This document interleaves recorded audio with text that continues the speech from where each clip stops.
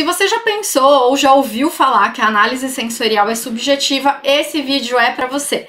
Eu vou falar sobre os pilares da análise sensorial para que você obtenha resultados confiáveis que vão direcionar a tomada de decisão e, consequentemente, te fazer reconhecido por desenvolver os melhores produtos. Eu sou a Tati Ribeiro, do Sensory Lab, e te mostro como aplicar a análise sensorial na prática.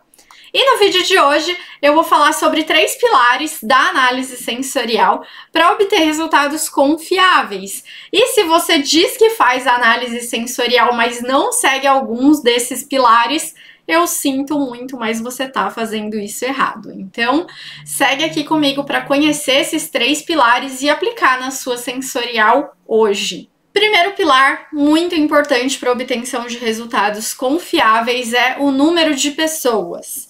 Tem que ficar muito claro para você e para todos que aplicam a análise sensorial que sensorial não se faz com uma pessoa só.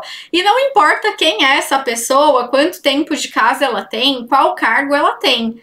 A opinião de uma pessoa não reproduz a opinião de várias, né? A opinião dos consumidores quando esse produto for para o mercado, ou a opinião de um painel treinado, onde tem várias pessoas técnicas ali treinadas para descrever um atributo. Então, sensorial de uma pessoa só não existe. Às vezes a gente acaba mesmo, né, supervalorizando a opinião de uma pessoa. E isso é muito perigoso, né? Porque ninguém consegue prever o que o consumidor vai achar de um produto. E não dá para confiar no julgamento de uma pessoa só, mesmo para as características mais técnicas, porque somos pessoas, né? A gente tem sentimentos, tem emoções, a gente tem vida, a gente briga em casa, a gente tem um dia ruim, a gente tem um dia muito bom, a gente está preocupado, ansioso com alguma coisa. Então, todo mundo tem dias em que não tá bem. E essa falta de concentração para analisar um produto, né? Essa interferência de outros fatores da nossa vida, pode afetar a forma como a gente avalia os produtos. Então, por isso que a gente não faz análise sensorial com uma pessoa só. É engraçado que me lembrou uma história da semana passada. Na semana passada eu visitei um cliente, está desenvolvendo um novo produto, e ele perguntou se eu achava que eles estavam indo para o caminho certo, né? E eu simplesmente respondi para esse cliente: olha, eu não faço a menor ideia. Eu não tenho essa resposta. Depois da sensorial eu te falo. Porque às vezes até a pessoa acha, ah, não, ela tem 10 anos de experiência em análise sensorial, quando ela provar meu produto, ela vai saber dizer se eu tô no caminho certo. E não, essa não é a resposta que eu tenho. Essa é a resposta que eu tenho como conseguir. Eu sei exatamente como conseguir essa resposta que o meu cliente precisa e que muitas vezes a gente precisa durante o desenvolvimento de um produto, né? Se a gente tá no caminho certo. Mas eu, Tati, não tenho essa resposta e ninguém tem. Esse é o ponto.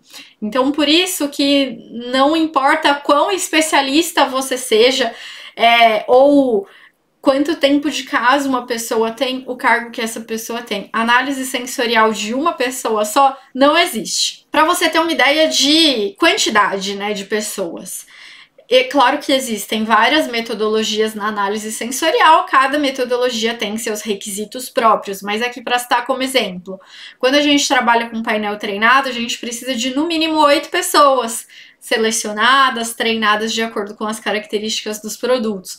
Quando a gente trabalha com teste de consumidor, a gente costuma trabalhar aí com um mínimo de 60 pessoas. Então me conta, você já fez sensorial com menos de 8 pessoas por aí, né?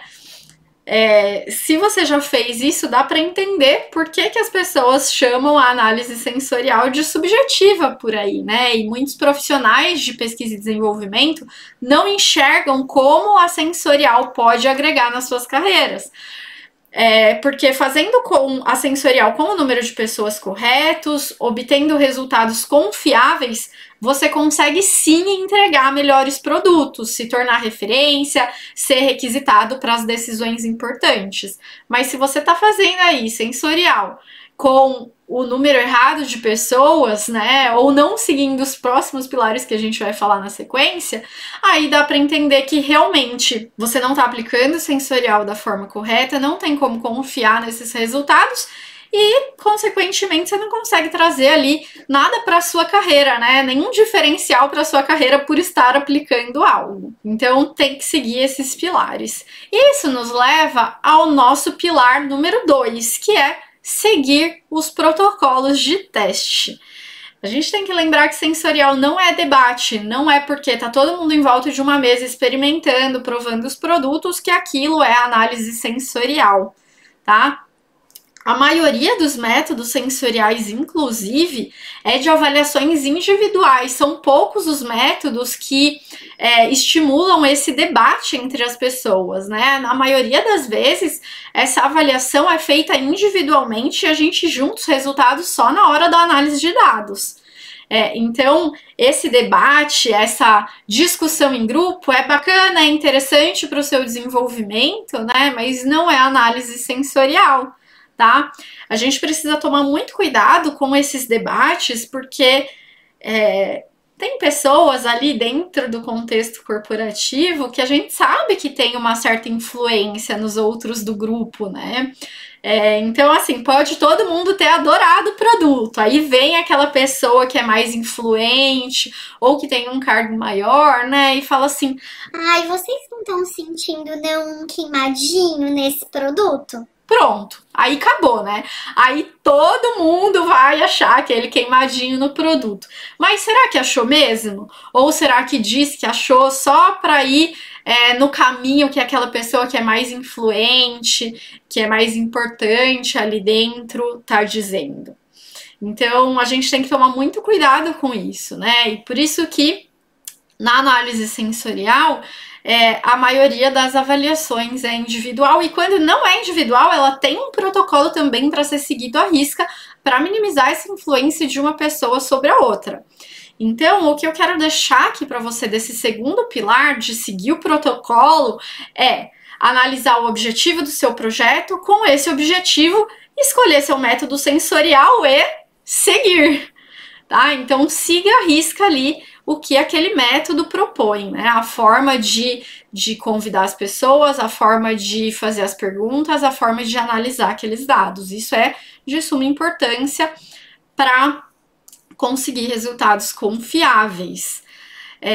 E se você chama, por acaso, né, essas degustações, experimentações em grupo de análise sensorial, é melhor arrumar um outro nome para isso, porque senão as pessoas vão ver esses momentos como análise sensorial e vão sim desvalorizar o que você está fazendo. Ela vai ser sempre vista como subjetiva, porque essas reuniões em grupo, elas têm sim subjetividade, elas têm sim essa influência muito grande de uma pessoa sobre a outra.